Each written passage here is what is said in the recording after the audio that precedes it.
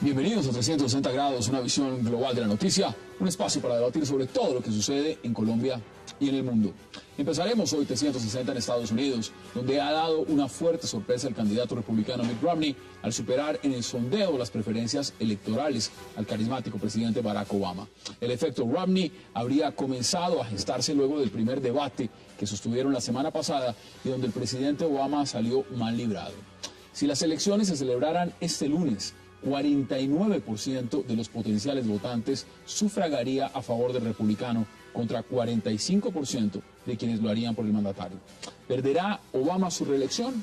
Hoy debate en 360 grados. Y nuestro segundo tema de la noche será otra reforma en el Congreso que golpea una vez más a la administración Santos. Hablamos de la controvertida reforma tributaria. Entre las críticas se señala que la reforma tributaria hará pagar más a los pobres por la comida, que habrá más impuestos, pero que paradójicamente los extranjeros que inviertan en el país tendrán todo tipo de beneficios. ¿Qué ocurre con la reforma tributaria? ¿Va en el mismo camino de la reforma a la justicia? Esta noche debatiremos aquí en 360. No se vayan en segundos aquí con nuestros invitados.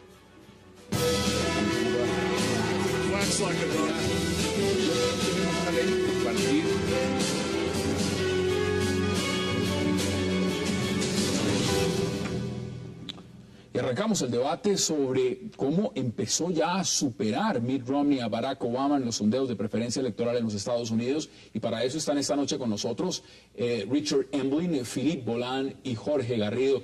Caballeros, qué gusto, qué placer que estén esta noche con nosotros aquí en 360. Buenas noches, César. Buenas noches. Jorge, ¿usted realmente se imaginaba que eso se podía voltear? Tenía 8 puntos, 9 puntos Barack Obama para jugar hasta el final de lo que significaba estas elecciones, 3, 4 semanas. Se volteó la torta. ¿Cómo ve usted este panorama? Bueno, realmente fue algo sorprendente completamente. Nadie, ningún especialista en comunicación ni estrategia política podía calcularlo. A mí me parece que se equivocaron en la estrategia y se equivocaron en el personaje. O sea, diseñaron un personaje que no es Obama. Le quitaron a Obama lo mejor que tiene Obama, entre otras cosas la emoción. Obama era un orador que unía perfectamente el contenido y la emoción, los dos mensajes. Perfecto, se destacaba por eso. Su discurso enfatizaba conceptos, imágenes y emociones. Muy bien. Y eso se lo quitaron, diseñaron un personaje. ¿Por qué lo hicieron? Me parece, mi punto de vista, desde el punto de vista sobre todo de comunicación, lo bajaron para que el contrario subiera, como había tenido errores, había tenido tropiezos serios, había dicho algunos disparates, para provocarlo a que el otro se encimara, se envalentonara y cometiera errores. ¿Y fue lo contrario? Y fue lo contrario. O sea, diseñaron el personaje de Obama para ganar y no para perder. O sea, él tenía en un momento determinado que cambiar la estrategia y decir, así no puedo seguir, estoy a la defensiva. Este hombre está muy bien preparado. No habló prácticamente, no miró a los ojos, no contestó los temas puntuales. Sí. El otro fue a la ofensiva, como usted lo dice completamente. Ahora, Richard, ¿cuál es su primera impresión? Porque muchos se preguntan, un debate presidencial, uno solo, faltan 2, un debate presidencial, ¿puede cambiar tanto la balanza en un tema coyuntural en los Estados Unidos donde se ha debatido temas de fondo? Reforma a la salud, tema económico que tiene copado absolutamente todo, lo que fue las primarias republicanas tan sangrientas donde ganó Mitt Romney. ¿Es entendible realmente que se haya volteado todo a través de un debate? No, la verdad no, y hay que entender que todavía faltan 60 días, pues un mes largo para las elecciones. Todo es posible en Estados Unidos. Que se han debatido los temas a fondo tampoco creo. Yo creo que Obama ha sido presidente durante 4 años y se ha dado cuenta en el debate que ya le toca ser candidato a la presidencia. Venía muy cómodo. Venía muy cómodo, venía asegurado. Mire la última encuesta. Si las elecciones presidenciales fueran este lunes, ¿usted votaría por Barack Obama, 45%, Mitt Romney, 49%? Pero... Sí, entonces, yo creo que sí es una tendencia más que todo en los famosos swing states.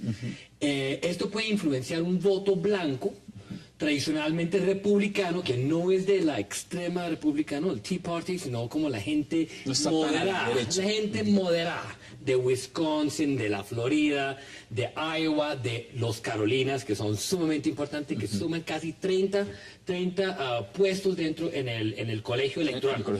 Pero que no cambia, puede ser una nueva tendencia y Obama le va a tocar salir ahora en campaña. Y yo creo que tiene 30 días. ¿Qué dice usted al respecto, Fico? Bueno, digo que primero se trata de un sondeo sobre los potenciales votantes. Hubo otro sondeo de Gallup, donde los policías a igualdad, que eran sobre los que van a votar. Yo creo que, al contrario, yo creo que lo ha hecho a propósito.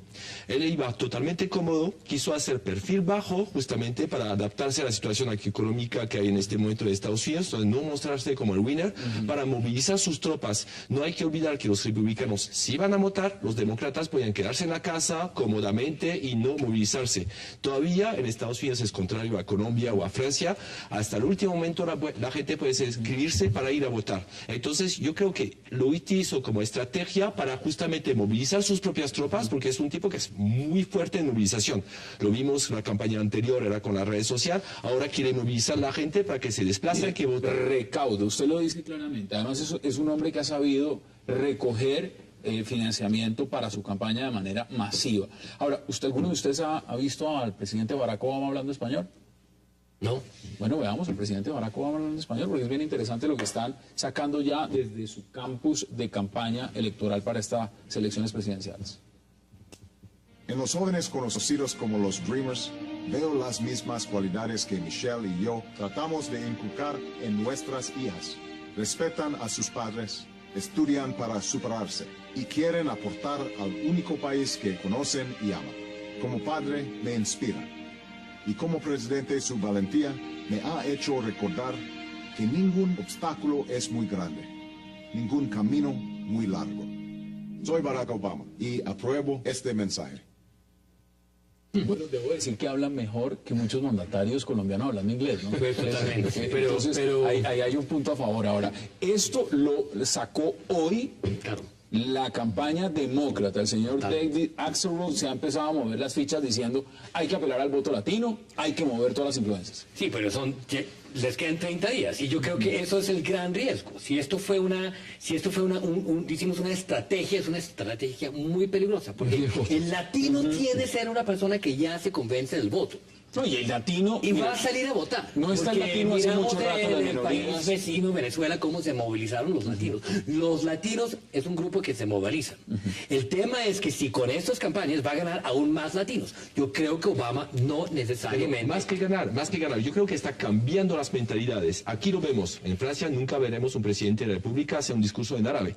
Y es lástima frente a la población que hay. Entonces está cambiando las mentalidades, mostrando que en Estados Unidos ahora hay 2 idiomas, por lo menos. Están cambiando la mentalidad, justamente su discurso sobre el dinero. Pero eso está ligado, en la opinión de ustedes, está ligado a ese debate. ¿Le fue tan mal en el debate? Sí, obviamente tiene que empezar ya a hablar hasta el español. Sí, totalmente.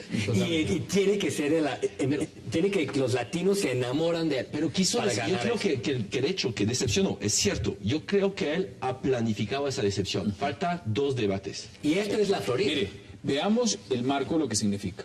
Y tengo aquí la información. Antes del debate, Obama aventajaba a Mitt Romney exactamente por 8 puntos. Iba 51-43. Ahora. Pero de intención de votos, sí, no de votantes. Sí, por supuesto. Ahora, lo que vamos a mirar es lo siguiente, porque viene una contienda donde viene lo más importante. Es decir, ya Mitt Romney en sus discursos ya se siente ganador. Venía de sentirse perdedor a sentirse ganador. Y un presidente que estaba arriba ahora tiene que remontar la diferencia. ¿Dónde va a tener, en su opinión, Jorge, que jugar las cartas Obama? ¿Dónde? Mira, en primer lugar, creo que en la comunicación. No hay duda, Obama es superior a Romney en la comunicación. Ese no es el Obama que vimos. Obama es muy superior, comunicativamente, conceptualmente, incluso en su dinamismo. ¿Que era un mal día o usted no piensa que yo pienso que es una estrategia equivocada? Coincido contigo en que fue intencionado, pero lo que no coincido en que eso salió bien. Yo creo que eso salió Dicen mal. hasta que fue la temperatura, están diciendo los Sí, demócratas que algo, la puede haber altura algún de misterio, Denver ¿no? le afectó. Pero yo creo que es que viene trabajando en una presidencia con un país en llamas. El Medio Oriente está colapsando. ¿Me entiendes? Y no está en el mindset con la cabeza puesto de ser candidato. Yo creo que eso es parte del problema. Pero ser candidato o ya se sentía reelegido. Ya se sentía por seguro. Es decir, en ningún momento dijo, mire, Mitt Romney puede derrotar. Yo no creo. ¿No? Yo no creo, justamente él sabe que los republicanos se van a movilizar. Entonces, yo estaba haciendo el paralelo con lo que pasó en Francia con el Front National, es decir, que los socialistas a sobrado pensaban que iban a pasar sin ningún problema, y entonces no movilizaron sus tropas y no pasaron a la segunda vuelta. Entonces, el problema es que si uno sabe si no moviliza sus tropas, eso es un problema. Y aquí, mostrando perfil bajo, justamente la gente va a decir, y hay un Rone que es el liebre ahora, hay que correr detrás, entonces la gente se van a movilizar y decir, me voy a escribir y voy a votar. Justamente la comunidad latina está haciendo un llamado, porque sabe que la comunidad latina y las mujeres lo pueden dirigir. Y eso es la Florida. Eso es la Florida. Lo que pasa es que claro. jugar al perdedor es muy riesgoso, porque en Estados Unidos más todavía. Es un personaje. Pero ¿por qué dice usted, digamos, Jorge, está convencido de que se trató de diseñar para este debate, por lo menos, a un candidato más debilitado? Perfil bajo, Sí, como dice. ¿por qué se trató de hacer un perfil bajo en Obama para este debate, pudiendo haber hecho todo lo contrario? Es decir, demostrar de una sola vez que esa diferencia de 8 puntos lo que había era podido alargarla a 15. Sencillamente dejar esto liquidado. Mira, es como un Ganar de entrada. boxeador. Es como un boxeador en el tercer round que está ganando por puntos, trata de no pelear. Trata de que el otro se desgaste. Deja que atacara, para que se equivocara. Entonces ese perfil bajo evidentemente es una estrategia comunicativa, yo considero equivocada. Bueno, hay que recordar también de que los demócratas venían con una campaña relativamente sucia con el tema del 47%. Es decir, sucia en el sentido de la interpretación del 47%. Y una de las estrategias que uno podría decir de que en este momento Obama se paró para atrás, porque atacar de frente a Romney sobre sus políticas, su plan, sus impuestos, la visión que tiene con la medicina prepagada, decimos, el tema de la reforma a la salud. No, exactamente. Que podría él salir como otra vez el atacador. Pero por el otro lado, yo creo que mucha gente está cuestionando en Estados Unidos de que si todo lo que representa dinero, todo lo que representa ser empresario, todo lo que significa ser en Estados Unidos rico es malo. Yo creo que los demócratas, Obama ha estado muy crítico de Romney en esa parte y no lo quería mostrar. Y eso, bueno, la gente está diciendo, oye, pero ves. No. ¿Ustedes creen que esto se va a definir sobre el tema económico? ¿Sigue siendo el tema económico el tema central el problema de la es que agenda de esta? Obama sabe que la preocupación principal de los americanos en este momento es el tema económico. Creación de empleo. Sí, es obvio, pero él siempre ha estado en el tema social y va a continuar el tema social. Entonces, Sí, yo pienso que se va a decidir en el tema social. En lo económico está todo es dicho lo que ya. quiere, lo que quiere él, justamente, cambiar esto. Ese es el escenario favorable para Obama Sí. y el incómodo para Romney. Pero eso no es lo que Evidentemente. Y polariza Biden más. puede jugar un gran papel el jueves. Bueno, Porque vamos a por mirar. eso ¿Qué estamos ¿Qué esperando. puede hacer? Porque ahorita también viene debate y es un tema bien interesante. Las cartas en la vicepresidencia. Paul Ryan, Joe Biden. Dos figuras totalmente opuestas, no solamente en el contexto mismo de lo que es la edad, sus posturas, lo que representan los valores intrínsecos de los dos. Uno viene, Paul Ryan, representando claramente al Tea Party, a una sección mucho más radical, ultraconservadora, podríamos decirlo, de lo que significa el Partido Republicano. Y antirreforma social. ¿Usted sí cree que pueda el vicepresidente apostarle, ayudarle en la cuota al presidente Obama? Sí, yo creo que es el segundo round del campeonato de boxeo. Ahora llega el punch. Ahora llega el punch y va a ser totalmente distinto. Claro. Y nadie tiene nada que perder en No, ese punch, no, porque no. no es como Biden con Palin, que es mujer de 4 años, Sí. caballeroso, respetuoso, mujer de Alaska, gobernadora. Esto es un tipo que es menor y aquí el jueves van a catar y él le va a tocar ganar la pelea de Obama. Sí, ahora- Yo creo que eso va a depender mucho el jueves. Y ahí no creo que va a ser perfil bajo, al contrario. Ahí- Y al contrario, Ahí ninguno de los dos puede salir con perfil bajo. No, ahí sí. Y el vice republicano es agresivo. Es una persona agresiva. Representa a la parte, es más, representa al nuevo sector más Biden poderoso también. del Partido Republicano. Si ustedes tuvieran que mirar la coyuntura en este momento, en lo que representan estas encuestas, ¿dirían que es momentáneo? ¿O que puede cambiar.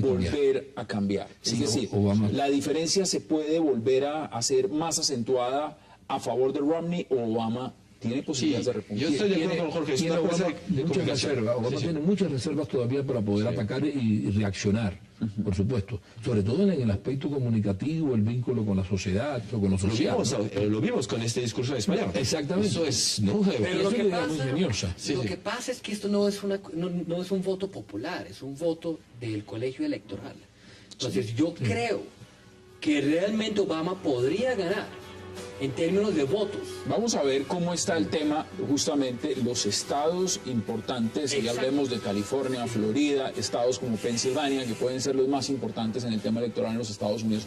Hagamos una breve pausa en 360 y ya regresamos con nuestros invitados para seguir debatiendo, analizando lo que ha sido el repunte de Mitt Romney en las elecciones presidenciales en los Estados Unidos, que ahora va a la cabeza por encima del presidente Barack Obama. Ya volvemos, no se vayan.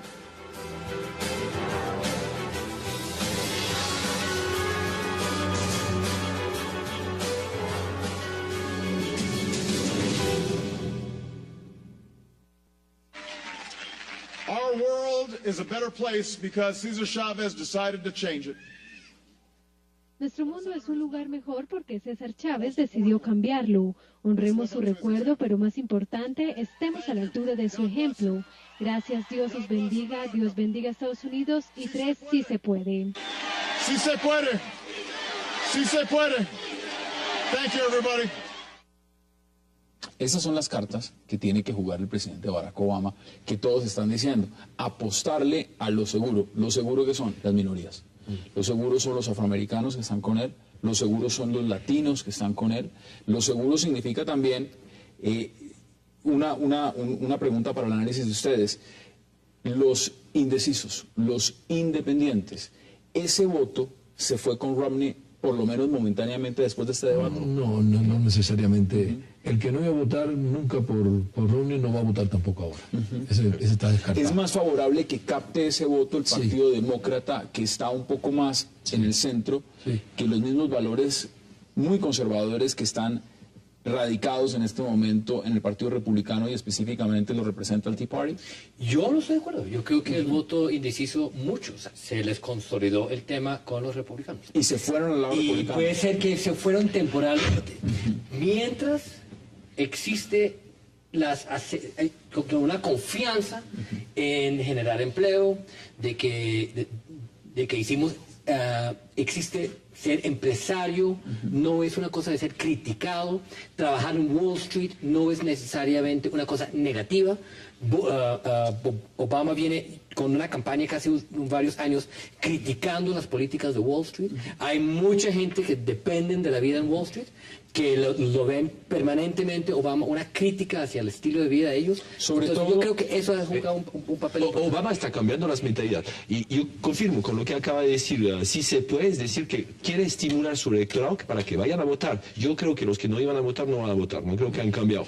Pero lo que creo es que los republicanos que estaban diciendo seguro que vamos a ganar... Eso usted no ve a Obama como otro Jimmy Carter. No. Yo lo veo, está motivando. Entonces regresa con su Yo estoy historia. viendo tambaleando bastante. Y yo estoy, es decir, entre comillas, yo ya estaría muy preocupado. Si yo fuera un estratega demócrata. Pero por un debate. El problema es que quiere ganar, pero quiere cambiar las mentalidades antes de todo. Es decir, que está haciendo pero campaña y está haciendo... La pregunta es cambiar las mentalidades. Lo que importa en este momento, lo que importa es ganar las elecciones. Porque Obama literalmente estaba repuntando y a 30 días de que sean las elecciones, exactamente lo que está haciendo es que está perdiendo. Está perdiendo importantes cifras diariamente. Y está perdiendo también porque no puede expandir su base electoral con los latinos, precisamente las minorías. Si él ya sabe que van a haber tantas minorías en tantos estados que están asegurados, el problema son, otra vez, es como la venganza en la Florida con Bush y Y Al Gore. Pero Florida puede ser la víctima porque van a estar muy seguros que van a ganar, pero los votos pueden terminar en manos republicanas. Miren, 6% según las encuestas también recientes de lo que ha dicho Gallup, PLW Research, dicen lo siguiente: solo el 6% cree que la agenda internacional es importante en esas elecciones. Es decir, lo que haya hecho Obama, que es un punto a favor, donde todo el mundo desconoce que los demócratas han manejado mejor el tema internacional, donde Mitt Romney parece todavía un poco perdido o con unas políticas a nivel internacional no muy claras, que no han sabido llamar la atención, decir, vamos a atacar Irán, vamos a ponerle un bozal a Vladimir Putin, vamos a hacer un montón de cosas. ¿No le importa al votante norteamericano en estas elecciones? No, pero tengo una opinión sobre eso. El error de Browning, el 47%, es un error conceptual. Es un error que mina realmente la cantidad de votantes a su favor. Los errores de Obama fueron más emocionales que de contenido. Hubo algunas cosas que no respondió. ¿Lo ve más sólido en sus propuestas? Sí, lo que quiere decir que ese sondeo emocional puede variar más fácilmente que el otro, que sí era conceptual. El que se sintió excluido por Romney difícilmente vaya a votar por él. Y el otro sí. Si vemos ahora levantar a un Obama emocionalmente con la capacidad que él tiene, que lo ha demostrado, puede ser que las cosas varíen. Pero no es justamente también eso lo que hizo crecer tanto a Obama, ese carisma, Claro, ese gran sí. discurso. Sí, pero lo puede recuperar. Que lo hizo también famoso en esta convención demócrata, pero que al final de cuentas, si uno lo mira en perspectiva, su gobierno no ha sido tan eficaz como lo quieren vender. Claro, No ha logrado nada. pero perdón, en la última etapa de las elecciones lo que decide es la imagen y la emoción, más que los conceptos. Los conceptos han sembrado ya. Pero yo sí creo que hay una inercia en la economía de Estados Unidos. Es decir, no importa hacia dónde van las cifras en los próximos tres meses, que la venta de casas subió 3%, que el desempleo bajó, ya la economía todavía no arranca. Y parece que toda la política de Barack Obama es de no arrancar. Pero no mire, arrancó no con los arranca- latinos hasta que vio la necesidad Pero mire, el de tema de la, arrancar el con tema de la reforma, el tema de la reforma migratoria, que es un tema que siempre se vuelve tema de campaña, nadie la ha querido impulsar. Es así, no hay un compromiso real sobre esto. Pero si lo miramos desde el punto de vista financiero, salvó el sistema financiero mundial, lo salvó. Es así de sencillo. No necesariamente, Wall Street salvó Bueno, Wall Street, el sistema. salvó Wall Street. Si se Pero cae no Wall es- Street, bueno. No, pues muy en pelea con las políticas de los Obama. desembolsos que hizo la Reserva Federal, todo lo que se pidió, por supuesto, aprobado para el Congreso, casi $1 trillón, salvó a la banca, salvó a la industria automovilística. El desempleo ha crecido mínimamente, unos puntos, muy porcentuales, pero ha crecido algo. En esa medida no se le reconoce nada de eso a Barack Obama. Y la salud, lastimo. Sí, es decir que... No, la para mí- reforma a la salud es lo que más le atacan. Sí, pero él hizo realmente, yo creo que logró salvar la economía mundial, eso es cierto, y no solamente Wall Street, es decir, que fue una decisión directamente de Washington, y además están cambiando las mentalidades, realmente. Yo creo que Alemania ha salvado la economía mundial. Merkel. No podría Y ser que salvara es eso. decir, realmente el tema de la banca mundial, en eso no tiene, Obama ha tenido esto ha sido realmente políticas que vienen de políticas monetarias con Ben Bernanke hace muchos años. Obama lo que fue heredó y lo suavizó, pero en política internacional ha habido también muchos errores grandes en la política del Medio Oriente, políticas que no van a ningún lado. Asia actualmente, lo que hizo con Corea, aceptar que triplican la distancia de sus misiles, va a poner un problema con Corea del Norte, entonces Japón mirando esto con los problemas con China, entonces en Asia está fallando Palestina totalmente. nunca hubo una decisión Sí, sí. clara sobre para dónde va. Pero ahí está No, es un demostrado, problema de ahí política está de- demostrado justamente que el tema internacional no ha jugado. Sí.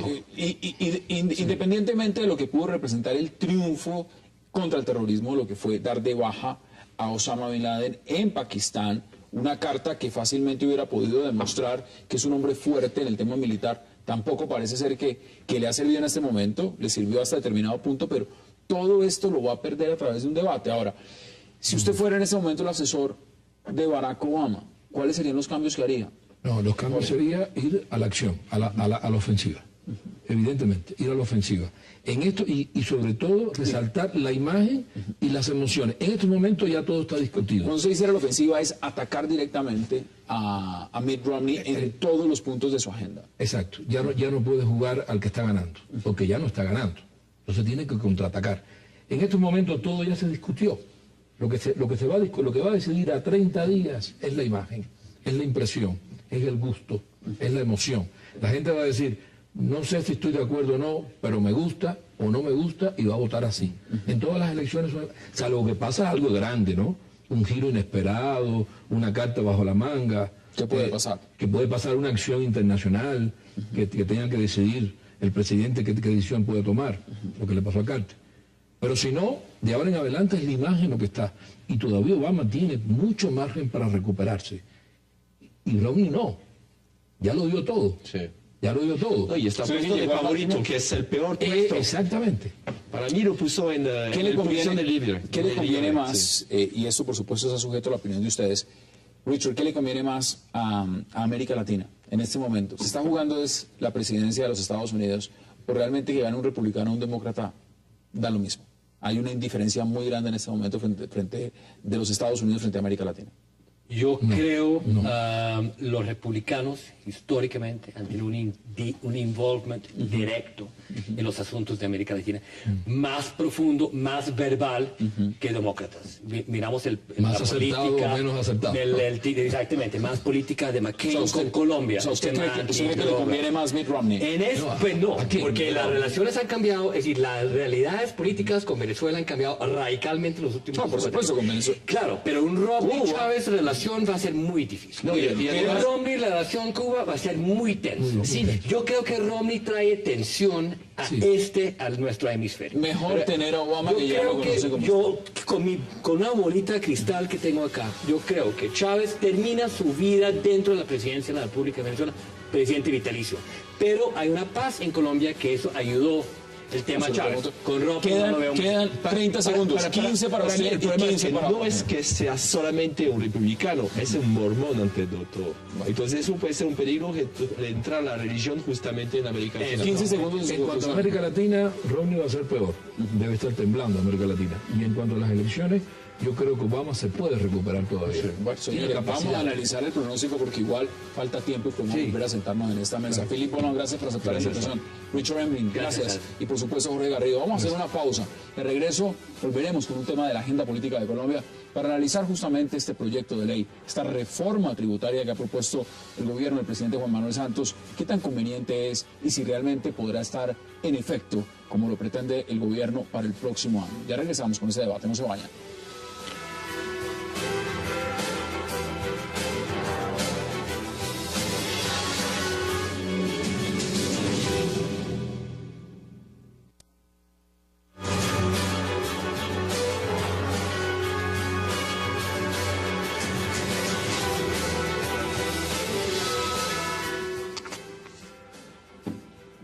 Regresamos a 360 grados y vamos de inmediato a entrar en debate para mirar la coyuntura de lo que significa este proyecto de ley, esta reforma tributaria que propone el gobierno del presidente Juan Manuel Santos. Para eso le doy la bienvenida a tres invitados de lujo para debatir ese tema. A Mario Valencia, al senador Camilo Sánchez y por supuesto también a Andrés Moncada. Señores, gracias por aceptar la invitación. Gracias a ustedes. Miren, vamos a fondo. ¿Le gusta este proyecto? Bueno, yo quiero contarle que yo he sido opositor de las reformas anteriores. Durante el gobierno Uribe, cuando presentó las reformas, nosotros presentamos antirreformas. Esta reforma, quiero decir a los colombianos que cuando entra la reforma por parte del ministro, una cosa es la que entra y otra cosa es la que sale. Y en esta oportunidad tenemos varios personajes que conocen del tema absolutamente y vamos a cambiar muchísimo lo que se ha presentado hasta el momento. Queremos que sea una reforma progresiva, que el que más tenga, más pague. No vamos a permitir que le metamos la mano a los asalariados y a los pensionados fácilmente, como se ve en algunos artículos. Lo que pasa es que hasta ahora empieza la discusión y tenga la certeza que yo, aunque soy ponente coordinador, seré piedra en el zapato para que esto no salga. Como usted lo pinta, eso parece una reforma a la justicia. Es que... ¿Es una reforma a la justicia? Es una reforma que queremos que sea con justicia, porque lo que no está haciéndose en este momento es eso. Queremos que se genere empleo, como ha pedido el gobierno en la primera reforma, donde usted aplica unas modificaciones fundamentales para generar empleo a mediano y largo plazo a través de no quitar los parafiscales, porque está mal entendido. Simplemente es que el gobierno va a colocar unos recursos más un impuesto que es el de las utilidades para pagar esos subsidios que se le va a entregar a los productores para generar empleo. Vamos a empezar a desglosar tema por tema, pero inicialmente la misma pregunta. ¿A usted le gusta la reforma? No, por supuesto no me gusta y los antecedentes ya que nos da el senador ponente, coordinador ponente de la reforma, que dice que le va a cambiar muchas cosas, yo le diría que lo mejor sería hundir esa reforma, mejor cambiarla completamente. No, es que eso no es lo lógico. En el Congreso el gobierno propone, pero el Congreso tiene que discutir. Esto es diferente a un presupuesto nacional. El presupuesto muchas veces se modifica el 1%. En una reforma tributaria, 40 o 50% se puede modificar. A mí no me gusta la reforma porque parte de un principio y es que reduciendo los costos laborales se va a generar más empleo. Y si aquí en todas las reformas que se han propuesto para generar más empleo, reduciendo las reformas, se hubieran logrado los objetivos del gobierno, en este país ya habría pleno empleo. Es más, estaríamos importando empleos de otras partes. No está pasando. Sí, no está pasando. Aquí se hacen reformas para generar empleos y resulta que cada vez que sale reforma, lo que se facilita es que se despidan más trabajadores. Entonces me parece que es una reforma regresiva, me parece que es una reforma que no cumple con los propósitos de generar empleo y mucho menos de formalizar empleo. No se me adelante porque vamos a ir parte por parte. Andrés, bienvenido. ¿Cuál es su percepción de esta reforma? La reforma tiene un espíritu legítimo. Cuando usted le dicen, en un país que tiene semejante desigualdad en la repartición del ingreso, dice, bueno, es legítimo que los que pagan más paguemos más, los que ganan menos paguen menos, y hasta ahí las cosas están bien. Pero resulta que cuando usted va a ver qué pasa con la promesa del presidente de no encarecer la canasta básica, de no gravar los productos de la canasta básica, resulta que la manera como está planteada, por lo menos para el sector alimenticio y en materia de avicultura, con mayor razón, está teniendo un efecto perverso y es totalmente contrario a lo que se había planteado en el espíritu original de la reforma. Y es así como, en el caso del sector que represento, el pollo y el huevo se van a encarecer y los colombianos de escasos recursos, teniendo en cuenta que el pollo y el huevo son las proteínas más baratas que a disposición de los colombianos, le van a salir más caras. El niñito que llegue, mandado por la mamá a comprar los 4 huevitos del desayuno, promedio huevo 250 pesos, va a llegar con 1.000 pesitos a comprar los 4 huevos del desayuno, no le va a alcanzar, lo van a volver con 3, porque es que además tiene un efecto que se llama en la tienda de barrio el redondeo. Entonces el niñito que llega a comprar los 4 huevos a 250, es decir, no, el huevo ya es a 275, el tendero lo sube a 280, Todos tienen que dar vueltas. Importante lo que usted dice, y también quiero que entremos a mirarlo sector por sector. Pero mire, veamos declaraciones del ministro Cárdenas, porque el ministro evidentemente le gusta la reforma. Veamos cuáles son los argumentos. Unificar en el 16 todo aquello que no tenga una condición especial. Lo único que quedó en 5, lo que quedó realmente en la tarifa del 5, son productos del sector agropecuario, insumos del sector agropecuario que tienen una connotación especial. De resto, estamos hablando del 16. Y por supuesto, la canasta básica, que es un pilar fundamental de esta reforma, un principio central de equidad, la canasta básica estará en tarifa de 0. La tarifa de 0 le ofrece un beneficio al productor de estos bienes de la canasta básica, y es que puede descontar, puede reclamar los IVAs pagados en su proceso productivo, puede pedir la devolución de esos IVAs. Entonces, tener una tarifa de 0 es mejor a estar excluido, a no tener el IVA.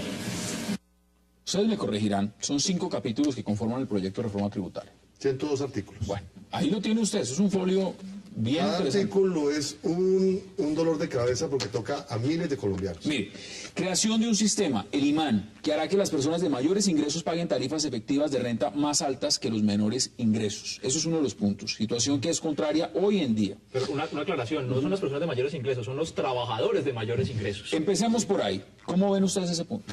Pero lo que hemos buscado nosotros es que aquí no pueda haber gente de primera, segunda y de tercera.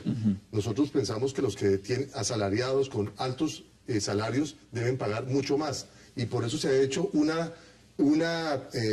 se podría decir una pirámide, para evitar que las personas de ingresos bajos, salarios, un salario mínimo, 2 salarios, 5, hasta 10 salarios, no van a tener ninguna repercusión. Ahí estamos buscando que se dé esa equidad con esa gente que queremos proteger, como lo dijimos con el presidente Santos. ¿Y qué le estamos diciendo? Que los que no, que tienen muchos más ingresos, que paguen lo que le corresponde. Hay gente que gana 30 millones de pesos y no paga nada porque descuentan, tienen todas las deducciones y al final no están pagando. Aquí se le va a poner una presuntiva a los asalariados altos para que de esta manera paguen lo justo. En Europa usted puede encontrar que pueden pagar 20 o 25% salarios de esa clase. Aquí no están pagando ni siquiera el 5%. En ese tema estamos defendiendo a los estratos populares donde no se les va a modificar las normas y a los que están ganando alto, vamos a cobrar. O sea, una tarifa del 5. ese punto a usted le gusta. A mí me gusta y lo vamos a defender por la progresividad. Pero insisto en una cosa, mire, senador y Hassan y Andrés, mire, yo insisto en una cosa.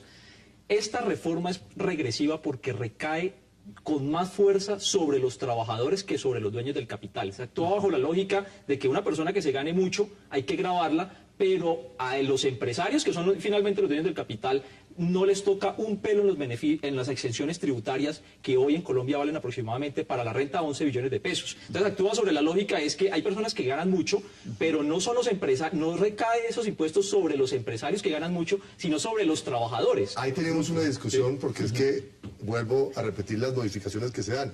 Yo, por ejemplo, estoy diciendo que vamos a caerle a todos los incentivos que regaló el sector Uribe en su gobierno anterior. Se dijo que les dábamos esos incentivos para descontar sectores, fueron 10 sectores específicos donde se le daban toda clase de privilegios. ¿Y qué dijimos? Les vamos a quitar esos privilegios a los que no generan empleo y les vamos a poner las normas claras. Yo le estaba comentando antes de empezar, vamos a proponer el impuesto de remesas. ¿Qué quiere decir el impuesto de remesas? Que lo pusieron con mal nombre porque la gente piensa que es la práctica de los que están en el exterior que le vamos a cobrar impuestos. No, es las utilidades de los grandes inversionistas extranjeros que sacan millones de millones en utilidades y que se van sin pagar un solo impuesto. Trajeron mucha inversión, dicen algunos. No, pues la inversión es maravilloso que venga. Sí, pero así mismo se fue. Pero así mismo se es va. el argumento de quienes defienden ese tipo de medidas. El gran problema está cuando las utilidades se van del país y no se quedan para reinvertirse en el mismo país y generar un crecimiento sostenido y dinámico, generando más empleo, generando más consumo y por tanto dando una dinámica a la Pero economía. mira, aquí encontramos un ministro que está manejando justamente ahorita esta cartera, pero también en el tema de minas lo sacaron a tiempo antes de Cerro Matoso, y aquí estamos viendo justamente lo que ha sido también no solamente una política tributaria, sino un tema frente al tren minero. Las políticas que le han permitido a muchas multinacionales entrar a Colombia a grandes beneficios justamente para que inviertan en el país. Mire, aquí tengo cifras. En Colombia, de los 23 millones de la población económicamente activa, y de los 20 millones de ocupados, solo 4.6 millones pagan el impuesto de renta. Si lo miramos en perspectiva, solo 1.1 millones declaran el grueso, 3.5 millones pagan a través de retenciones a la fuente. Pero Hassan, mire, la gran pregunta es, en la problemática fiscal que tiene hoy el país, es que quienes tienen escondidos sus capitales, quienes no declaran, quienes no tributan, van a seguir haciéndolo. Porque primero hay un sistema fiscal perverso, la DIAN no tiene suficiente información, su sistema de fiscalización, me refiero al aplicativo que le permite cumplir con esta tarea, tampoco cruza la información de manera debida. Y cuando hacemos este tipo de reformas, siempre resultamos haciendo los ajustes sobre los que ya tributan. Y resulta que hay una cantidad de personas que o no tributan lo que es, o definitivamente no lo hacen. Definitivamente no lo hacen. Entonces creo que una buena parte de la reforma debería ir orientada a que realmente se amplíe esa base y de esa manera el gobierno obviamente tenga una sanidad fiscal, pero tampoco estemos yendo mucho más allá con la gente juiciosa que sí presenta sus documentos y sus declaraciones. Mire, tengo que hacer una pausa muy breve y de inmediato retoman ustedes la palabra. Hagamos una primera pausa sobre este tema aquí en 360 grados y ya regresamos con sus invitados para seguir debatiendo y analizando lo que significa este proyecto de ley que ha presentado el gobierno del presidente Juan Manuel Santos, esta reforma tributaria. No se vayan, ya regresamos.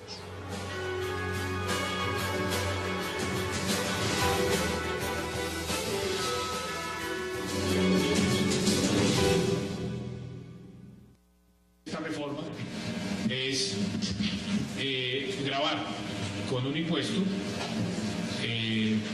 inferior al de los trabajadores activos, pero con un impuesto a quienes tengan pensiones superiores a 10 millones de pesos. Palabras del ministro Cárdenas. Temas puntuales. Usted quería poner uno sobre la mesa. Sí, primero la parte que tiene que ver con el MUISCA. No es que seamos locos y no nos hemos dado cuenta que hay que aumentar la base. Es fundamental que los que no están pagando, los que están evadiendo y están eludiendo, los tenemos que meter en cintura. Pues en esta reforma le vamos a poner mucho cuidado, por ejemplo, las SAS, que se convirtieron en una forma de eludir los impuestos. Por ejemplo, las sucesiones. La gente no pagaba el 35% de sucesiones, se inventaron el mecanismo para no tener que pagarlo, en eso se cambió y vamos a bajarlo al 15%, con lo cual la gente va a pensarlo 2 veces antes de estar en eso. En el tema agropecuario, nosotros estamos claros que la cadena productiva la tenemos que dejar por fuera para que no tengamos incrementos en la canasta familiar, ya que la palabra del presidente está escrita en piedra, que no se le pondrá impuestos a la canasta familiar y no vamos a permitir que eso pase. Senador, miren, ese tema es de vital importancia hacer una explicación sobre lo que nos mostraba Hassan ahorita que expuso el ministro. Sí es cierto que las materias primas básicas de la avicultura, que componen el 70% del costo, se van a bajar del 10 y el 16%, estamos hablando de maíz, soya, torta de soya y alimento balanceado, al 5%. Hasta ahí uno dice, hombre, la cosa va muy bien. Lo que pasa es que el sector avícola, normalmente, como no puede recuperar el IVA cuando vende el producto porque es un producto exento, entonces pide ese IVA en devolución porque siempre tiene saldos a favor. Claro. Resulta que al no pedir ese saldo en devolución, que es lo que le prohíbe hoy esta reforma tributaria, lo va a empezar a acumular y lo va a poder cruzar contra la renta de la vigencia siguiente, ¿cierto? Y allí hay 2 temas que nos preocupan muchísimo. El primero, lo que acumulamos de IVA a lo largo del periodo es mucho mayor que el margen de rentabilidad de la industria. Por tanto, siempre vamos a tener un saldo a favor al final cuando declaremos la renta y crucemos contra esos saldos a favor de IVA. Pero peor todavía, la reforma me dice ese saldo a favor que le quede, producto de las devoluciones de IVA que usted ya no puede solicitar, no se lo damos tampoco cuando cruce con renta, pero además no lo puede pasar para la vigencia siguiente. En consecuencia, ¿qué va a tener que hacer el agricultor? Una de dos, o lo manda al PIG, y usted sabe que las empresas no están hechas para perder plata, o lo involucra en el costo del producto. ¿Saben cuánto se va a encarecer el huevo? 5.5%. Y el pollo, 7.5%. Es decir, vamos a generar en el primer golpe un efecto inflacionario. ¿Solo el primero? Solo el primer golpe de 6,5% para el sector avícola únicamente, que como le digo, es parte de la canasta básica y son las dos proteínas más baratas de la canasta alimenticia. Y súmele, doctor Andrés, súmele que a ese 5.5 que usted dice del huevo y el 7.5 del pollo, súmele lo de los restaurantes. O sea, si ese mismo huevo y ese pollo se venden en un restaurante, en el famoso Corrientazo, en todas las ciudades de aquí de Colombia, ese almuerzo va a incrementarse 7% porque ese es el impuesto nuevo, que es el impuesto al consumo que se crea en esta Ustedes están hablando ya de esos impuestos importantes. Hablemos de lo que significa de 7 a 3 tarifas el tema del IVA. Explíquenos realmente en qué consiste. Lo más importante es que aquí, debido a la cantidad de tarifas, estábamos permitiendo la evasión y la elusión, nuevamente.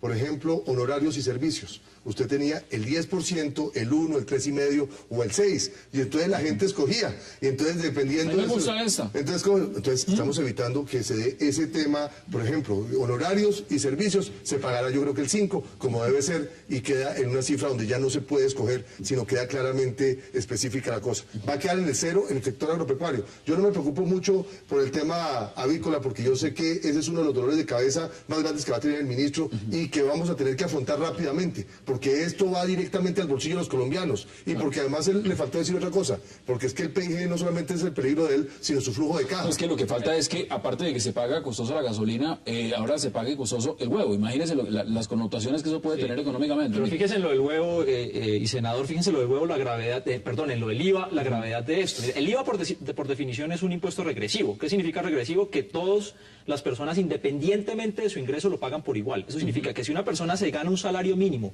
566.000 pesos, y compra una libra de chocolate, paga el 10% del IVA, son 400 pesos de IVA.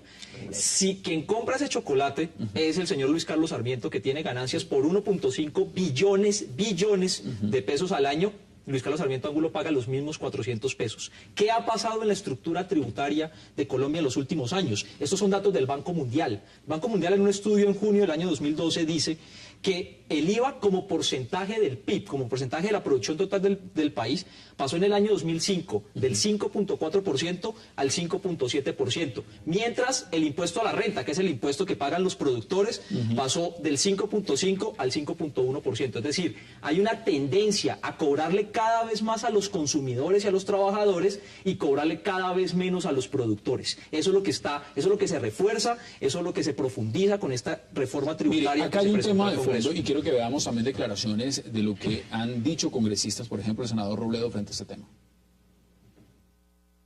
Carlos Slim es el ser humano más rico del mundo. El año pasado, una de sus empresas en Colombia tuvo utilidades por 2.8 billones de pesos y le van a bajar los impuestos. Yo estoy entonces insistiendo en preguntarle al gobierno nacional, al ministro de Hacienda, ¿por qué les van a bajar los impuestos a esos personajes? ¿Y por qué lo van a hacer un poco a las escondidas? Porque el país no es consciente de esta realidad. Entonces lo otro que le estamos pidiendo al gobierno es que cuente de verdad cuánto vale cada cosa. Es decir, cuánta plata es que le van a sacar del bolsillo a las clases medias, al pueblo raso, y cuánto es lo que le van a devolver, digámoslo así, de lo que hoy está pagando estos grandes magnates que operan en Colombia y que además, y esto es muy grave en el caso de la inversión extranjera, la plata que no nos pagan en impuestos, en buena medida la sacan de Colombia como exportación de utilidades. O sea, al no pagar estas transnacionales los impuestos que venían pagando, ganan más plata.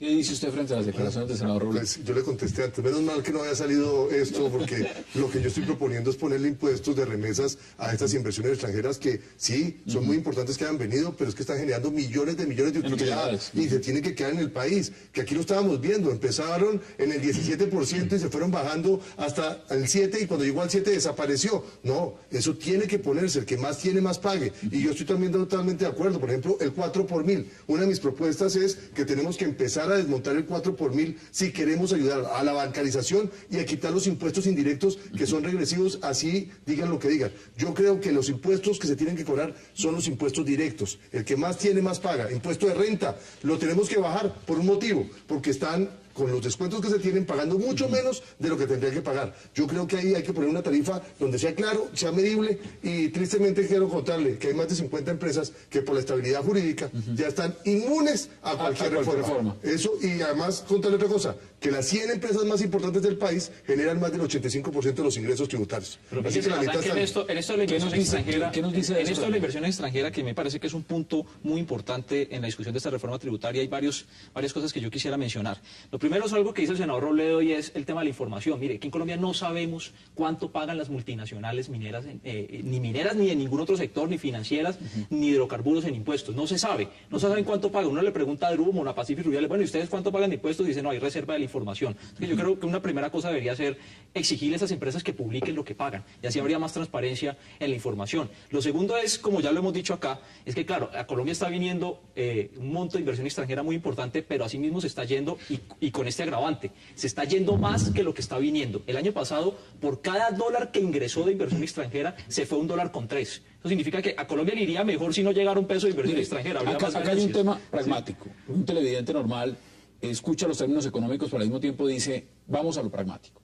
¿Quiénes terminan siendo los Paganini de esta reforma tributaria? En este momento, indudablemente, las personas de menores ingresos. Esos son los que terminan pagando el costo más alto. Los graban, como decía Mario hace un momento, el IVA es un impuesto regresivo, y si no se estructura de manera adecuada, pues obviamente van a pagar lo mismo las personas de menores ingresos que los de altos ingresos, y ahí tenemos un problema.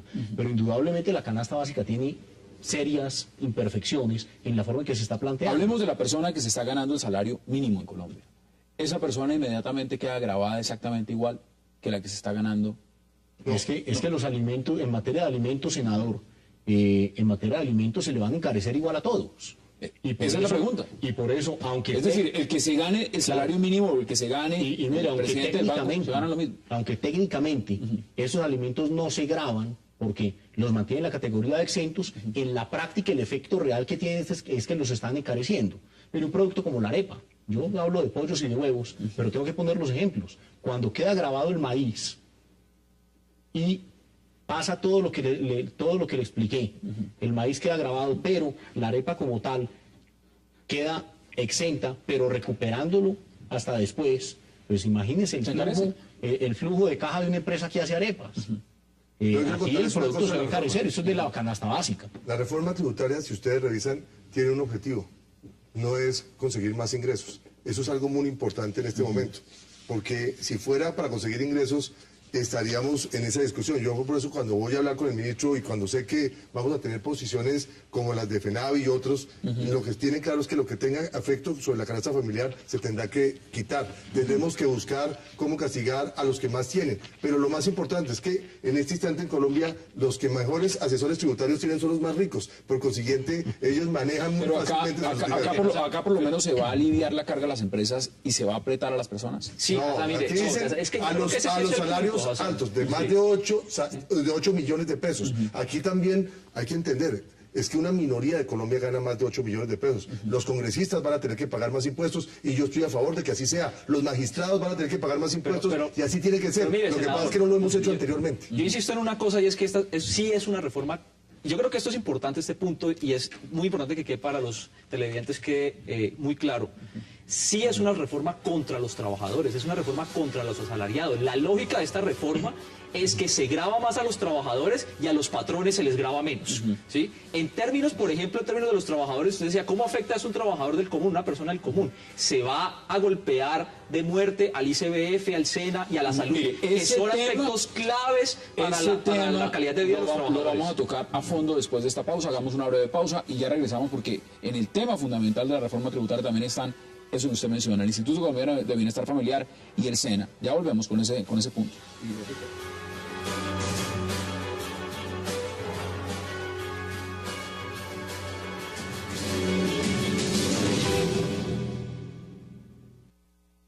De la formalización de empleo va a salir bien beneficiado esta reforma tributaria porque vamos a dedicar 8 puntos de los 33 que se pagan en renta para cubrir la parafiscalidad de bienestar familiar y de SENA. Es decir, se quita una carga de parafiscalidad y eso ayuda a que se formalice el empleo, a que se cree y se genere mucho más empleo formal en Colombia, lo cual es muy positivo. Vamos a revisar el tema de las dos, del IVA. Yo creo que está bien enfocado. Lo que esperaremos es revisar el articulado porque muchas veces los anuncios tienen que ir conforme a lo que el articulado establece y ahí es donde ya uno entra en una discusión mucho más profunda, pero en primera instancia yo creo que la cosa va bien. Ahí lo mencionaba el congresista Barguil, uno de los puntos importantes y antes de la pausa también estaba sobre la mesa. ¿Qué pasa con el Instituto Colombiano de Bienestar Familiar y con el SENA y con la creación de contribución empresarial para la equidad, el CREE? Explíquenos ese tema. Bueno, primero, la gente piensa que se le va a quitar los recursos al Instituto Colombiano de Bienestar Familiar y al SENA. No es así. Lo que se está haciendo es un tributo que es sobre utilidades, que tenemos que tener mucho cuidado y que en el Congreso estamos poniendo un parágrafo donde decimos que vamos a tener que darle esos recursos de manera absoluta, seria y contundente, o sea, de los recursos ordinarios de la nación. Y se puede dar esa destinación porque es social y por eso se puede dar y no tenemos... O sea, no están en peligro. No están en peligro. Y es una obligación del Estado. Simplemente, en cambio de darle plata al empresario, como se le daba antes, en efectivo, que después no le invertía ni pagaba las cuentas, le dijeron el gobierno, señores, ustedes hay veces no son serios, les vamos a pagar el Instituto Colombiano de Bienestar Familiar y el SENA, que son costos directos, con lo cual usted va a tener una mayor competitividad, que sumado a los 42.600.000 millones de inversión que vamos a hacer en el primer año, esto va a mover nuestra economía y a generar empleo. Eso va a generar empleo. Bueno, ¿se lo ve igual? Sí se golpea al ICBF, al SENA y se golpea a la salud. De entrada, a los empresarios se les permite que reduzcan sus costos en 13.5%. ¿Sí? Van a dejar de pagar, por un lado, lo que pagan hoy en costos salariales vale 6.7 billones, que es lo que hoy le están aportando al SENA, al ICBF y a la salud. En el primer año ya entran en déficit. Entonces, cuando una reforma tributaria que en el primer año ya está en déficit de 2 billones de pesos, porque el gobierno lo ha reconocido, el primer año vamos a recordar solamente 4.5 de esos 6.7 que se necesitan, y esos 2.2 billones de pesos que no se van a recoger van a cargo del presupuesto general de la nación. ¿Qué significa eso? Va a cargo del bolsillo de todos los colombianos. Pero además se reemplaza un impuesto que se cobra, o una contribución que se cobra sobre un cargo fijo, que es el salario, sobre un porcentaje sobre un cargo fijo, se reemplaza por un impuesto que se cobra a un porcentaje variable que es sobre la utilidad. Eso significa que si la utilidad de esa empresa es 0%, la contribución del CREE sería del 0%. O sea que sí se golpea a las finanzas, porque además, sí una cosa, senador. A las finanzas, yo no he dicho nunca que no se golpea a las finanzas. Se golpea a los institutos, perdón, mire, pero senador, termino con esto. Se golpea por una forma. Usted sabe que por regla fiscal no es posible crear tributos nuevos que no... que la regla fiscal impide. O sea, la regla fiscal dice, este es el presupuesto general de la nación, si no alcanza, de mala, no alcanza. Si no hay plata para el SENA, el ICBF y la salud, no alcanzan. Y punto. No, o sea, si en el año 2, si en el año 3, si en el año 4 hay déficit, la regla fiscal que hoy tiene Colombia no permite que se creen nuevos tributos para eso también. Mario, mire, en el tema rural tenemos una condición especial con la mano de obra. Normalmente en la ruralidad se pagan jornales y es un empleo totalmente informal. Sin embargo, cuando hablamos del sector avícola, que por demás es el sector más formalizado del agro colombiano, donde todas las empresas presentan con juicio sus declaraciones, además, esa formalidad también tiene formalidad en la generación de empleo. La mano de obra que genera el sector avícola, que estamos hablando de cerca de 500.000 empleos, genera este sector, es un empleo que paga la parafiscalidad, paga todas las cargas laborales y paga toda la seguridad social. Todo eso viene incluido. Sin embargo, yo creo que debemos también tener unos esquemas especiales para el sector rural, porque es que cuando usted está en el campo colombiano, dígame cuál de los operarios que usted tiene en una granja avícola o de las personas que organizan los potreros para el sector ganadero o en cualquiera de los sectores, cuál de esos jornaleros, cuál de estos obreros, mano de obra rural, tiene acceso al SENA, a la capacitación del SENA, a las cajas de compensación, al bienestar familiar. Es decir, allí la ecuación es distinta. Y aunque paguemos eso, todas estas cargas para fiscales y seguridad social, el acceso a EPS del campesino, empleado, es totalmente distinta. Entonces nos dicen, le vamos a mejorar. Hombre, ya estaba bueno de pagar una cantidad de cosas sobre las que no tenemos uso ni beneficio. Pero adicional a esto, tenemos que tener en cuenta que si bien los agregados que nos mencionaba Mario, estamos hablando de recursos muy importantes, en el sector avícola no podemos canjear esos beneficios, además, por todo el tema que nos están dando de mejoramiento de flujo de caja, por dos razones muy sencillas. La mano de obra en el sector avícola pesa únicamente el 3% de la estructura de costos. O sea, que allí, solo el 3%. Allí no está la ecuación del negocio para el sector avícola. Y por otro lado, es un beneficio general que se le da a toda la economía, si lo viéramos como un beneficio. Y el sector avícola no tiene por qué pagar el beneficio de toda la economía. Entonces, allí tenemos un tema delicado. Y un aspecto adicional, y es que hoy el tema de devoluciones de IVA, donde el sector avícola ha venido siendo incisivo, hemos venido dando diferentes declaraciones, es porque están generando un problema gravísimo de flujo de caja. Nosotros entendemos las preocupaciones del director de la DIAN por todos los desfalcos que ha habido en el Estado por las exportaciones ficticias y reclamaciones de IVA de exportaciones que no se hicieron. Estamos de acuerdo y ni más faltaba, hay que caerle a estas personas con el rigor de la ley. Pero resulta que el sector avícola tiene hoy devoluciones de IVA paralizadas por muchísimo dinero, más de 100.000 millones de pesos allí, y resulta que está afectando de manera muy seria el flujo de caja de las compañías. Entonces el balance de ecuación se tiene que hacer no contra el problema que tenemos hoy, sino contra un problema que habría, una situación que habría si cumpliera la DIAN con los tiempos de devolución. Acá hay otro tema, mire, tema puntual. ¿Qué va a pasar con el precio de la gasolina? Pues va a bajar y pensamos que, como debe ser cierto, esto es una fórmula. Y no debe ser 200 pesos como está diciendo el gobierno. Yo soy ponente, pero yo soy claro que el Partido Liberal ha defendido que se tiene que hacer una fórmula seria. Las fórmulas, ¿por qué se hacen? ¿Cómo es la fórmula seria? La fórmula seria es que cuando suben los puntos que tiene en cuenta esa fórmula y hace que suba el precio de los impuestos que se van a pagar por el combustible, cuando bajen los mismos tiene que bajar de la misma forma y en la misma magnitud. Si baja en 80, bajará 80. Si baja en 200, 200. Si baja en 1.000, en 1.000. Aquí nos están diciendo que sube de una manera, pero para bajar simplemente se pone una forma diferente. Nosotros sí creemos que el precio del combustible debe bajar mucho más de 200 pesos y que para que seamos mucho más competitivos siendo productores tenemos que hacer un esquema serio y transparente y ahí lo vamos a proponer por lo menos. ¿Qué dice al respecto?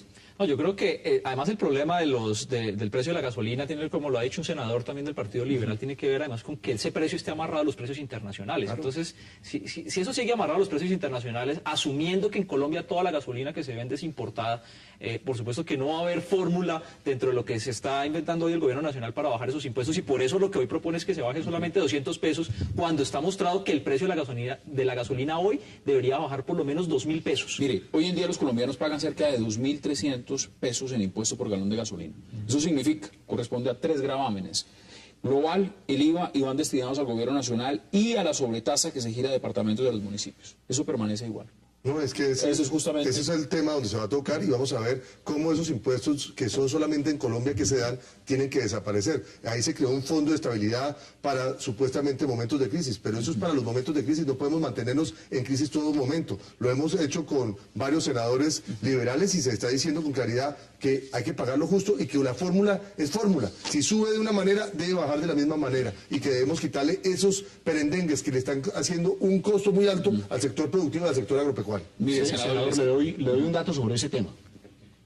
La ineficiencia de la estructura logística en Colombia le genera al sector avícola unos sobrecostos enormes.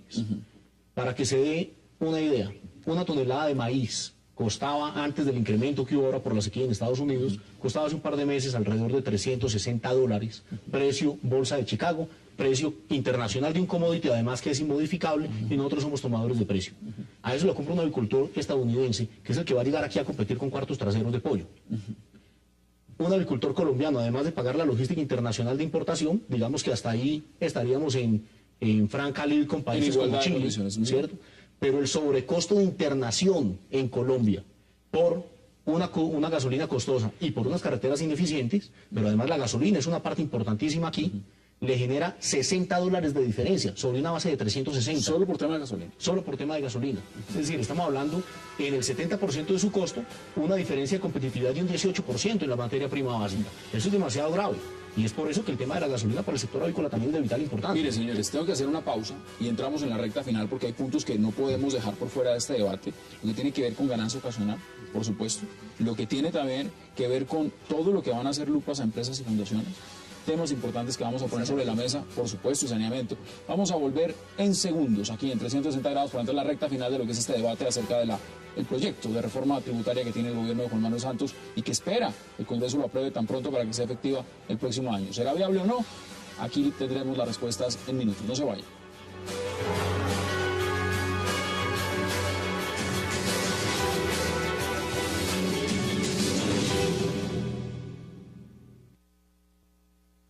Nosotros consideramos como factor de equidad, y dado que ese es el tema central de esta reforma, que los colombianos de pensiones altas, y hablemos pensiones altas, pensiones superiores a los 10 millones de pesos mensuales, aporten.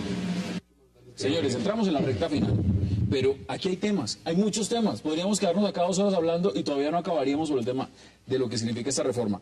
¿Qué va a pasar, por ejemplo, con impuestos a celulares, vigilancia, gaseosas, restaurantes, prepagada, automóviles? Escoja algunos. Yo le voy a poner ejemplos de vigilancia. Hay que tener mucho cuidado en este país porque de todas maneras es un país violento. Se va a subir del 1.6 al 16%. Del 1.6 al 16%. Es 10 veces lo que se incrementa. Eso es una cosa grave. Lo que tiene que ver, por ejemplo, con los vehículos. Se bajan los vehículos. Yo soy de los que no creo que se deba bajar ni las joyas, ni los vehículos, ni los suntuarios. Eso debe pagar como riqueza, como venía anteriormente, 35%, y lo están bajando. ¿A cuánto? Al 31 más o menos. 31 efectivo, sí. Pero es más, yo creo que puede ser más. Y en este momento, cuando tenemos una crisis en vehículos en Bogotá, donde está esto lleno de vehículos, pues van a entrar más. Van a entrar más. Ahora, ¿prepagadas qué pasa? De las prepagadas pasa del 10 al 16% el IVA, ¿sí? Lo de servicios de aseo y salud tiene un agravante, senador y Hassan y Andrés. Mire, es esto, y es que entre el 80 y el 90% de los costos de esas empresas de servicios de aseo y de seguridad son costos laborales. Al subirle el impuesto del 1.6 al 16%, eso se va a tener que trasladar a los costos internos de esa empresa, que son salarios. Es decir, van a tener que despedir gente, indiscutiblemente van a tener que despedir personas al aumentarse ese IVA. Además, le cuento otro. No, se lo pasan al consumidor. Yo no creo que echen porque necesitan los vigilantes, de todas maneras. Lo que pasa es que, como usted los necesita, tiene que pagar los más caros. O se multiplica, exacto, o se aumenta el costo del servicio. El IVA a las inversiones de los extranjeros en acciones, que es algo que va para el sector financiero, pasa del 10 al 0%. O sea, no se les cobran impuestos a las inversiones extranjeras en acciones, no se les cobran impuestos. Es una locura. Yo insisto, basado en los temas del sector agropecuario. Claro, porque es un tema fundamental. Imagínense que los abonos orgánicos, la pollinaza, la gallinaza, porcinaza y otros, quedan grabados con el 16%, mientras los abonos químicos quedan con 0%. Esto genera una simetría, un desbalance total, pero además, cuando usted encarezca el abono orgánico y las avícolas y las porcícolas no las puedan sacar de sus granjas, resulta que se va a empezar a generar un problema sanitario y ambiental, y allí sí el mismo gobierno que tiene a las corporaciones autónomas que todos los días son más estrictas y un Ministerio de Medio Ambiente con una legislación que todos los días es más estricto, va a poner en serios aprietos al sector productivo de carne de pollo y de huevo. ¿Y qué pasa con el tema de la ganancia ocasional? Bueno, 2 cosas le voy a decir porque se va a quedar el saneamiento, que me parece muy importante. Ponga el saneamiento. ¿Saneamiento qué es? Gente que tiene la plata afuera. Le están diciendo, por cada $1.000.000 que usted tiene que pagar el 4%, $40.000. Yo lo que he dicho es que tener mucho cuidado, porque es que estos recursos podrían volvérsenos el lavado maravilloso de gente que no debemos tener en nuestra economía. Por muchos recursos que queramos, tenemos que tener una conciencia moral y ética diferente. Ahí vamos a ponerle un tate quieto al tema, vamos a revisar para que eso no se haga de esa manera, pero es un ingreso muy importante. En el gobierno Gaviria fue gigantesco los recursos que se dan y se mantienen en el tiempo porque eso ya no se pueden sacar del circulante. Y lo que tiene ganancia ocasional, pues bajamos al 15% para pagar lo que tiene que ver para con que la gente evite lo de la ganancia ocasional es esto: la herencia de los hijos de Carlos Ardila Lule baja del 20 al 15%. ¿Sí? Eso es lo concreto. Del 35 al 15. Del 35 al 15, y la de las rifas se queda en el 20%. O sea, pagas más el que se gane una lotería, el que se gane el chance paga más que la herencia del hijo de Carlos Ardila Rulli. Vamos a mirarlo también. Pero hoy no estaban pagando por los asesores tributarios. Así que por eso es para que paguen por lo menos algo, porque no están pagando con la ilusión tan grande que tenemos en este país. Un tema fundamental. Cuando sale este tema a flote, lo primero que uno se pregunta es, ¿y esto quién se lo inventó? ¿Quién es el cerebro detrás de esta reforma tributaria? Hay un estudio del Banco Mundial de junio del año 2012 que habla que dice que la estructura tributaria en Colombia es muy regresiva y propone algunas salidas para cambiar esa estructura, y entre esas propuestas que hace, dice que hay que aumentar el IVA, que hay que disminuir las exenciones y las exclusiones que hay en el IVA, que hay que aumentar cosas como, por ejemplo, familias en acción, que hay que disminuir la proliferación en las tasas del IVA, todas cosas que están hoy contenidas en la reforma. Sin embargo, y creo que me parece muy grave esto, no se hace al interior de la exposición de motivos del gobierno, no se hace un análisis a fondo al interior de las rentas, del impuesto a la renta, no se hace un análisis de que hay una cuestión muy regresiva en Colombia en eso, y es que en Colombia se grava por igual los capitales independientemente del monto del capital. Peor aún, los grandes capitales en Colombia, como el sector financiero, pagan el 6% de impuesto sobre la renta efectivo, mientras un señor que tiene una tienda o tiene una panadería paga el 33%. Yo creo que ese es un debate a fondo que hay que dar en esa reforma tributaria, y es cuándo se va a corregir eso de que los grandes capitales en Colombia pagan menos que los pequeños y medianos empresarios. Ahí tengo que defender una cosa. A la gente se le olvida un articulito que no está en esta reforma, que es el impuesto al patrimonio. El impuesto al patrimonio compensa gran parte de esa desigualdad, porque usted puso a pagar los capitales de 1.000 millones de pesos hasta infinito, donde están pagando una millonada que se ha convertido en los recursos que han servido para la paz y la seguridad. Pero vamos al inicio de este debate, y es que los que tienen grandes patrimonios tienen la mitad escondida. Entonces no pagan impuestos. En ese más que escondidos son deducciones y enormes exenciones. Valen 11 billones de pesos. Valen 11 billones de pesos las exenciones de esos grandes capitales. Miren, señores, quedan 3 minutos, es decir, si somos justos, 1 minuto para cada uno para que concluya. Si tenemos que verlo en perspectiva, aquí había un carácter urgente. Esto se mandó como en una ambulancia. Les dijeron a ustedes los congresistas, mire, esto es para allá. Necesitamos que entre efectivo en 2013. ¿Es urgente? ¿Lo van a alcanzar a sacar? Mire, yo le voy a decir lo que hemos dicho y lo dijimos hoy con Juan Lozano de la U, con los de Cambio Radical, con otros partidos.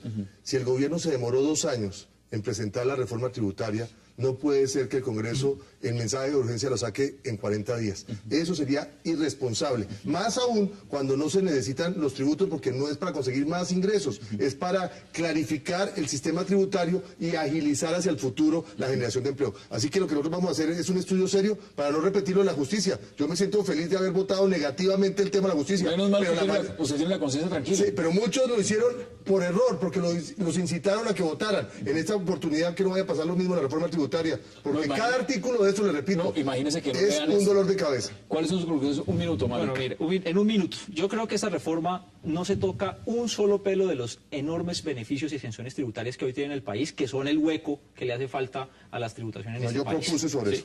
Sobre eso, pues digamos, yo creo que hay que hacer un debate a fondo en el país. No hay transparencia, en este país no hay transparencia sobre lo que pagan los grandes capitales de impuestos. Es imposible conseguir información sobre cuánto está pagando Carlos Slim, cuánto paga Pacific Royal, cuánto pagan los grandes. No se sabe cuánto pagan, insisto, tienen enormes exenciones. Entonces hay un problema de transparencia en información. Para esto un grupo de académicos, de estudiantes, de personas del común hemos creado una página que se llama lojustouynecesario.com. Yo creo que ahí está contenida toda la información, y nosotros estamos en la idea de exigirle al gobierno nacional que se publique lo que se pagan estas empresas, que se cobre lo justo y que se retribuya lo necesario a la población colombiana. Bueno, 1 minuto, Andrés, para que concluyas este debate. Definitivamente el país necesita una reforma tributaria que sea comprensiva, que sea incluyente, que realmente propenda por esa distribución del ingreso, sobre todo que no encarezca los productos de la canasta básica familiar. Eso tiene que ir de la mano con promover el crecimiento económico, permitiéndole a los empresarios que con sus recursos que tengan en el momento oportuno puedan generar más empleo, y que el FENAVI está dispuesto a trabajar de la mano con el gobierno, porque celebro lo que me dijo el senador hace un momento. Su sector se va a ver beneficiado y esto se arregla. Esperemos que así sea. Y estamos abiertos a trabajar con el ministro de manera que podamos llegar a unas soluciones que cumplan con los objetivos de la reforma. Señores, el debate está abierto y lo seguiremos dando. Senador Camilo Sánchez, gracias por aceptar la invitación. Muchas gracias, Hassan, por esto. Mario Valencia, gracias también por aceptar la invitación. Y Andrés Moncada, gracias por aceptar la invitación. A ustedes, gracias por acompañarnos. Nos vemos mañana. Tenemos una cita aquí en 360 grados a la misma hora, 7:30 p.m. por Cable Noticias, para seguir mirando y debatiendo la agenda política, no solo de Colombia, sino también del mundo. Hasta una próxima oportunidad.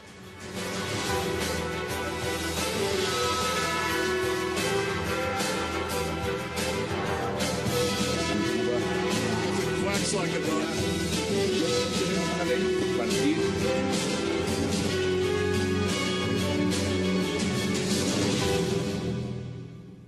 electoral para estas elecciones presidenciales. En los jóvenes conocidos como los Dreamers, veo las mismas cualidades que Michelle y yo tratamos de inculcar en nuestras hijas. Respetan a sus padres, estudian para superarse y quieren aportar al único país que conocen y aman. Como padre me inspira y como presidente su valentía me ha hecho recordar que ningún obstáculo es muy grande, ningún camino muy largo. Soy Barack Obama y apruebo este mensaje. Bueno, debo decir que hablan mejor que muchos mandatarios colombianos hablando inglés, ¿no? Pues, totalmente. Entonces, ahí hay un punto a favor. Ahora, esto lo sacó hoy la campaña demócrata. El señor David Axelrod se ha empezado a mover las fichas diciendo hay que apelar al voto latino, hay que mover todas las influencias. Sí, pero les quedan 30 días y yo creo que eso es el gran riesgo. Hicimos una estrategia, es una estrategia muy peligrosa, porque el latino tiene que ser una persona que ya se convence del voto. No, y el latino... Y va a salir a votar. No está el latino hace mucho rato en el país vecino, Venezuela, cómo se movilizaron los latinos. Los latinos es un grupo que se moviliza. El tema es que si con estas campañas va a ganar aún más latinos. Yo creo que Obama no necesariamente... Pero más que ganar, yo creo que está cambiando las mentalidades. Aquí lo vemos. En Francia nunca veremos un presidente de la República hacer un discurso en árabe. Y es lástima frente a la población que hay. Entonces está cambiando las mentalidades, mostrando que en Estados Unidos ahora hay 2 idiomas, por lo menos. Están cambiando la mentalidad, justamente sus discursos. No es de la extrema republicana, el Tea Party, sino como la gente moderada. La gente moderada de Wisconsin, de la Florida, de Iowa, de los Carolinas, que son sumamente importantes, que suman casi 30 puestos dentro en el colegio electoral. Pero que no cambia, puede ser una nueva tendencia y Obama le va a tocar salir ahora en campaña. Y yo creo que tiene 30 días. ¿Qué dice usted al respecto, Filipe? Bueno, digo que primero se trata de un sondeo sobre los potencial votantes. Hubo otro sondeo de Gallup, donde los policías a igualdad, que eran sobre los que van a votar. Yo creo que, al contrario, yo creo que lo ha hecho a propósito. Él iba totalmente cómodo, quiso hacer perfil bajo, justamente para adaptarse a la situación económica que hay en este momento de Estados Unidos, donde no mostrarse como el winner, para movilizar sus tropas. No hay que olvidar que los republicanos sí van a votar, los demócratas pueden quedarse en la casa cómodamente y no movilizarse. Todavía en Estados Unidos es contrario a Colombia o a Francia. Hasta el último momento la gente puede inscribirse para ir a votar. Entonces yo creo que lo utilizó como estrategia para justamente movilizar sus propias tropas, porque es un tipo que es muy fuerte en movilización. Lo vimos en la campaña anterior, era con las redes sociales. Ahora quiere movilizar a la gente para que se desplace, que vote. Recaudo, usted lo dice claramente. Además es un hombre que ha sabido recoger financiamiento para su campaña de manera masiva. Ahora, ¿alguno de ustedes ha visto al presidente Barack Obama hablando español? No. Bueno, veamos al presidente Barack Obama hablando español, porque es bien interesante lo que están sacando ya desde su campus de campaña electoral. El personaje de Obama para ganar y no para perder. O sea, él tenía en un momento determinado que cambiar la estrategia y decir, así no puedo seguir, estoy a la defensiva. Este hombre está muy bien preparado. No habló prácticamente, no miró a los ojos. No contestó los temas puntuales. El otro fue a la ofensiva, como usted lo dice completamente. Ahora, Richard, ¿cuál es su primera impresión? Porque muchos se preguntan, un debate presidencial, uno solo, faltan 2, un debate presidencial puede cambiar tanto la balanza en un tema coyuntural en los Estados Unidos donde se ha debatido temas de fondo. reforma a la salud, tema económico que tiene copado absolutamente todo, en lo que fue las primarias republicanas tan sangrientas donde ganó Mitt Romney. ¿Es entendible realmente que se haya volteado todo a través de un debate? No, la verdad no, y hay que entender que todavía faltan 60 días, por decir, pues un mes largo para las elecciones. Todo es posible en Estados Unidos. Que se han debatido los temas a fondo tampoco creo. Yo creo que Obama ha sido presidente durante 4 años y se ha dado cuenta en el debate que ya le toca ser candidato a la presidencia. Venía muy cómodo. Venía muy cómodo, venía asegurado. Mire la última encuesta. Si las elecciones presidenciales fueran este lunes, usted votaría por Barack Obama, 45%, Mitt Romney, 49%. Sí, entonces, yo creo que sí es una tendencia más que todo en los famosos swing states. Esto puede influenciar un voto blanco, tradicionalmente republicano, que no... Y arrancamos el debate sobre cómo empezó ya a superar Mitt Romney a Barack Obama en los sondeos de preferencia electoral en los Estados Unidos. Y para eso están esta noche con nosotros Richard Emblin, Philippe Bolan y Jorge Garrido. Caballeros, qué gusto, qué placer que estén esta noche con nosotros aquí en 360. Buenas noches, César. Buenas noches. Jorge, ¿usted realmente se imaginaba que eso se podía voltear? Tenía 8 puntos, 9 puntos Barack Obama para jugar hasta el final de lo que significaba estas elecciones, 3, 4 semanas. Se volteó la torta. ¿Cómo ve usted este panorama? Bueno, realmente fue algo sorprendente completamente. Nadie, ningún especialista en comunicación ni estrategia política podía calcularlo. A mí me parece que se equivocaron en la estrategia y se equivocaron en el personaje. O sea, diseñaron un personaje que no es Obama. Le quitaron a Obama lo mejor que tiene Obama, entre otras cosas la emoción. Obama era un orador que unía perfectamente el contenido y la emoción, los dos mensajes. Perfecto, se destacaba por eso. Su discurso enfatizaba conceptos, imágenes y emociones. Muy bien. Y eso se lo quitaron, diseñaron un personaje. ¿Por qué lo hicieron?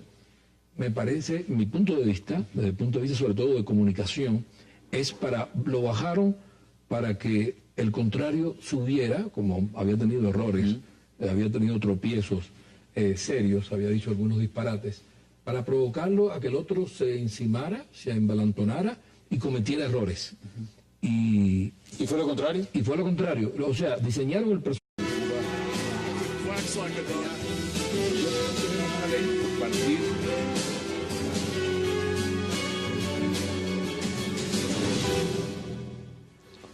Bienvenidos a 360 grados, una visión global de la noticia, un espacio para debatir sobre todo lo que sucede en Colombia y en el mundo.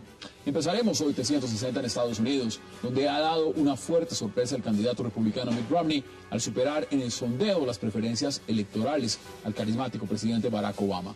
El efecto Romney habría comenzado a gestarse luego del primer debate que sostuvieron la semana pasada y donde el presidente Obama salió mal librado. Si las elecciones se celebraran este lunes, 49% de los potenciales votantes sufragaría a favor del republicano contra 45% de quienes lo harían por el mandatario. ¿Perderá Obama su reelección? Hoy debate en 360 grados. Y nuestro segundo tema de la noche será otra reforma en el Congreso que golpea una vez más a la administración Santos. Hablamos de la controvertida reforma tributaria. Entre las críticas se señala que la reforma tributaria hará pagar más a los pobres por la comida, que habrá más impuestos, pero que paradójicamente los extranjeros que inviertan en el país tendrán todo tipo de beneficios. ¿Qué ocurre con la reforma tributaria? ¿Va en el mismo camino de la reforma a la justicia? Esta noche debatiremos aquí en 360. No se vayan en segundos aquí con nuestros invitados. Flags like a